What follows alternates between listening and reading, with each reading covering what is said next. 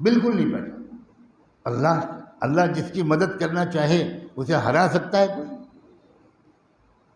لیکن اللہ کس کی مدد کرے گا؟ جو مال کو بھی بچا کے رکھے، جو شادیوں پر خرچ کرے، جو اپنے بچوں اور بچیوں کی ایمانی تربیت نہ کرے۔ ابھی تک کی ہماری اطلاعات کے مطابق 5000 مسلمان لڑکیاں ہندوؤں کے ساتھ بھاگ چکی ہیں، ہندوؤں کے ساتھ شادی کر چکی ہیں اور دھرم پریورتن کر چکی ہیں، اور ان میں سے کچھ بیٹیاں ان لوگوں کی ہیں جو اپنے علاقے میں بڑے دیندار مانے جاتے ہیں۔ کیا ہو رہا ہے کچھ خبر ہے آپ لوگوں کو؟ اس لیے کہ ہم نے اپنی بچیوں کی تربیت نہیں کی، ان کو دل میں ایمان ان کو نہیں سمجھایا، ان کو اسکول کالج بھیج دیا، ان کو موبائل دے دیا، اور وہ دوستیاں کر رہی ہیں۔ اور ادھر دوسری طرف پوری سازش ہے کہ زیادہ سے زیادہ مسلمان لڑکیوں کو پھنساؤ، ان کے دھرم کا ناش کرو، اور چند مہینے ان سے مزے لے کر ان کو لیمو کے چھلکے کی طرح پھینک دو، ان کی زندگیاں برباد کر دو۔ یہ باقاعدہ پلاننگ ہے۔ اور لڑکیاں ایسی بے عقل، بلکہ ماں باپ ایسے ناسمجھ کہ ان بچیوں کو بتایا ہی نہیں کہ باہر ہو کیا رہا ہے۔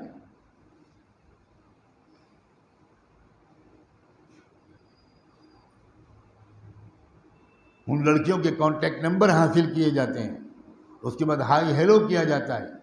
اور مجھے اندر یوں ذرائع سے یہ بات معلوم ہوئی ہے کہ باقاعدہ اس سنگٹھن کے لوگ اپنے نوجوانوں کو 1-2 مہینے ٹریننگ دیتے ہیں کہ مسلمان لوگ آپس میں کیسے بات چیت کرتے ہیں۔ ان کو سلام علیکم کرو، ان سے پوچھو کیسے مزاج ہیں، خیریت ہے، انشاءاللہ، ماشاءاللہ، الحمدللہ، سبحان اللہ۔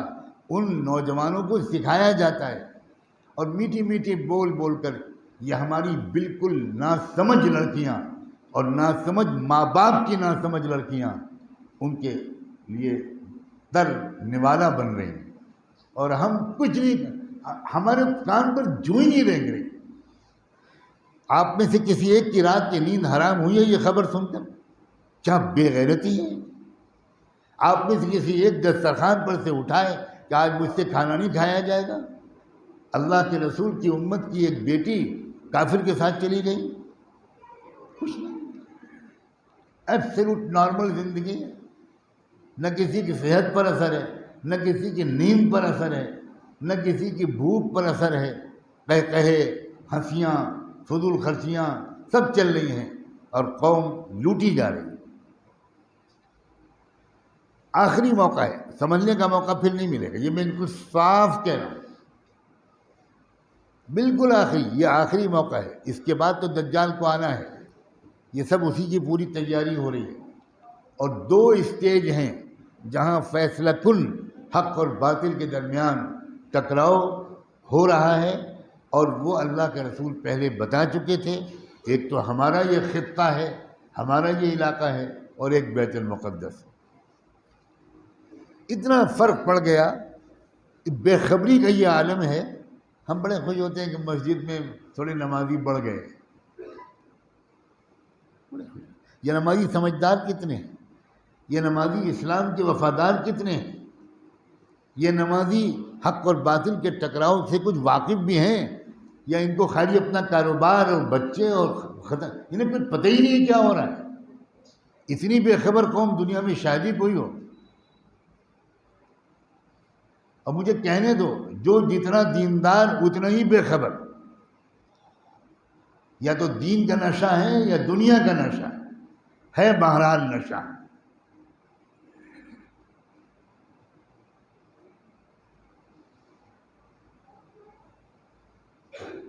ایک زمانہ تھا، ابھی میرے بچپن کی بات ہے، میں بہت پرانی بات نہیں بیان کر رہا، 40-45 سال پہلے کی بات۔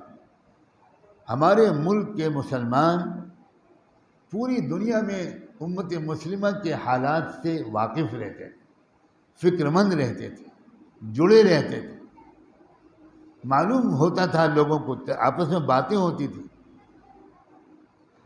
آپ کلکتہ شہر کے رہنے والے آپ کو کلکتے کی تاریخ یقیناً بالکل معلوم ہے. آپ کو کیا معلوم یہاں سے کون سا اخبار نکلتا تھا جس نے انگریزوں کی چولیں ہلا دی تھی؟ آپ کو کیا معلوم کہ مولانا آزاد کلکتے میں بیٹھ کر کیا پیغام دے رہے تھے؟ آپ کو کچھ خبر نہیں کہ کلکتہ ان کو کیوں چھوڑنا پڑا، کیوں ان کو رانچی جیل میں بند رہنا پڑا.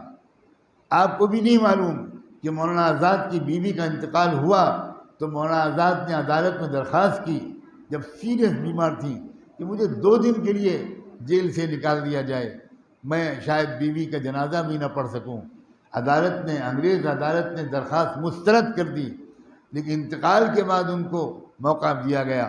وہ کلکتہ آئے اور اپنی بیوی کے قبر پر صرف آنسو بہائے، فاتحہ پڑھی، دعا مانگی اور ایک عجیب و غریب قسم کا کلام کہا اور واپس جیل چلے گئے. کچھ نہیں خبر آپ. خلافت تحریک کا کیسا مرکز بن گیا تھا یہ کلکتہ شہر.